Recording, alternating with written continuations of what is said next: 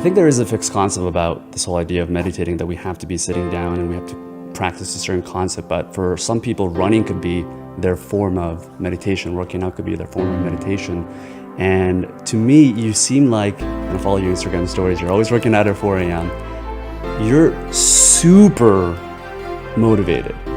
That's something about you that is super clear, that I think stands out amongst, and I know a lot of motivated people, but there's something about you, your energy, even when I'm sitting across from you, there's this, you have this drive, this twinkling in your eye that's still there, I feel. And generally the people that have these big inspirations or motivations, they generally come from the worst place, right? Whether it's poverty, whether it's tragic death. For me, I'm an immigrant, so I came here when I was 7, and my parents had to fight for everything. And for me, this is everything that I do is for me to give back to what they've given me. I'm curious to know what that is for you. So I think in movies, and by the way, thank you for the Matrix code behind us, which is for sure the most impactful movie on my life. But let's talk about Star Wars for a second. And they do a really good job of showing both the light side and the dark side. And I think people need both. And I think that there are evolutionary mechanisms that are there. The light side makes you feel connected. It makes you want to help. It makes you really want to contribute to the tribe. And I think it's pretty obvious why that would be advantageous for such a social creature, to want to do good things for people, to want to see them win, to think about the beautiful things that you want to create in your life. That I think makes sense to people. But what I think people miss is the power of the dark side. Now, I live in an 80-20 split between what I call beauty and rage. So 80% of my time I'm in the beautiful, the good relationships, the positive things I want to create, the wonderful things that are already going right, the things I'm grateful for, my compelling vision of my future, which I think will bring a lot of good to a lot of people. But then I spend 20% of the time in rage, in self-hatred, in being fundamentally disappointed with who I am today. And what I've accomplished, in knowing how much more I could do, in focusing on the enemies who want to see me destroyed, the people that actively want me to fail. And in that, and so I'll come back to, from an evolutionary standpoint, that anger, that rage is nature's way of allowing you to be able to withstand a higher degree of pain and suffering. So if you take something, they've done controlled studies of this, absolutely fascinating. So if you take somebody and you want to see how much pain they can tolerate, what they do is they make you submerge your arm in ice bucket. So it's actually worse, like ice water. So you've got your arm in there, and at first everybody's fine, you don't have to do anything. But then after like 3, 6, 10 minutes, it's brutal. And it really begins to be this mental torture where it's like, how long can I endure this? Because they know I can pull my arm out at any time. So how do I manage to keep going through this? And what they found is, if they told people right when you feel like you have to pull it out, I want you to get angry and start swearing. And when they do that, they can stay for 30% longer by triggering an anger response, by being aggressive, by really enraging themselves. So you can imagine if you encounter an animal, a warring tribe, whatever, and you need to show up at that moment. It isn't thinking the beautiful thoughts. It's fucking bloodthirst, man. It is like, I am not going to lose. I'm going to rage into this person. I'm going to go with everything I have. And in that adrenaline, that aggression, that anger and rage, you're able to deal with what you're actually in the middle of, which is going to be high degree of pain, which obviously is going to be suffering.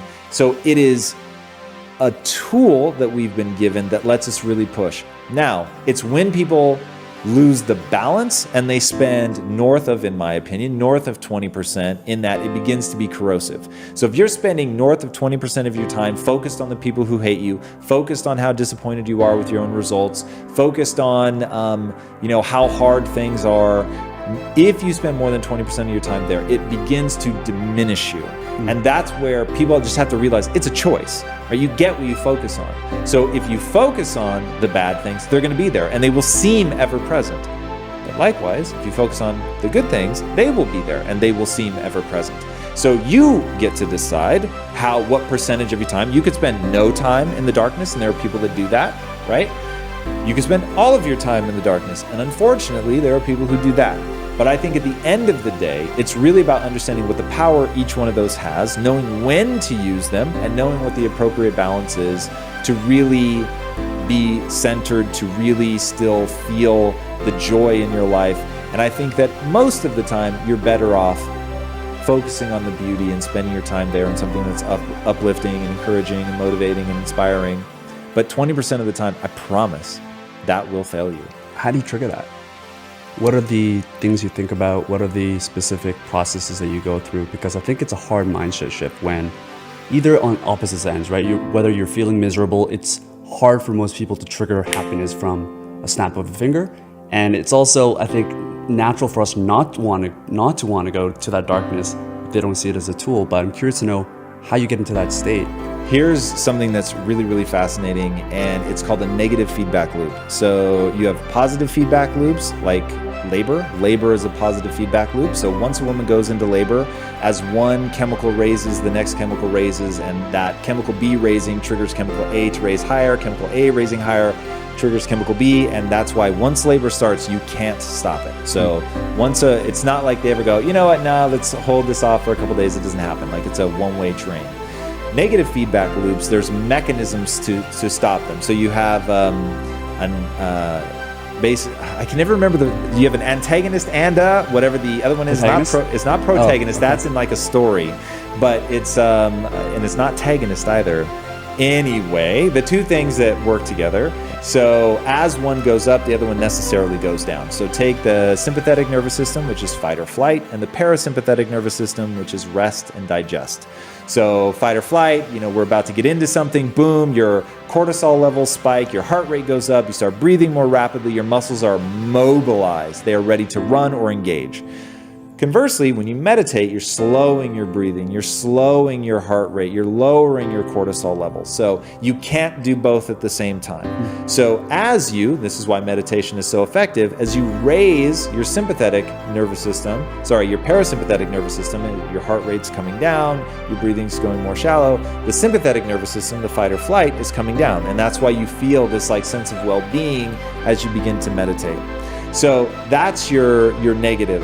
Now, the body has mechanisms worked into it to allow you to trigger these things. So, for instance, if you want to immediately get into a happy place, start it from the body. If you're not feeling it, start it from the body. They've done studies on this, absolutely incredible. If you have somebody rate their level of happiness, they'll rate it one way.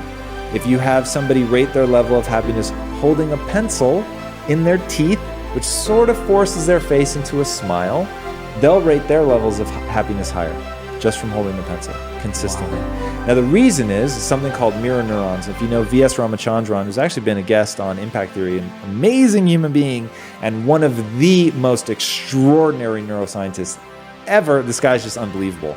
But he's done a lot of work into mirror neurons. Now, mirror neurons, if you've ever heard about mirroring and matching, which is something in NLP, where it's like when you're talking to somebody, you and I will both start nodding at the same time, right? To connect with each other, if I fold my arms, you're likely to fold yours.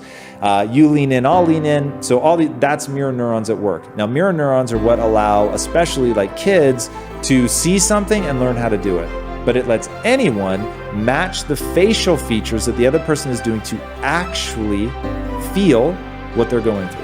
So if you put a camera on the audience while they watch a movie, you can actually see them. They're like mimicking the facial expressions of the people on screen, which is one of the reasons you really feel connected, you empathize with them, because we have this mechanism where when we hold our face in a certain way, it actually makes us feel a certain way.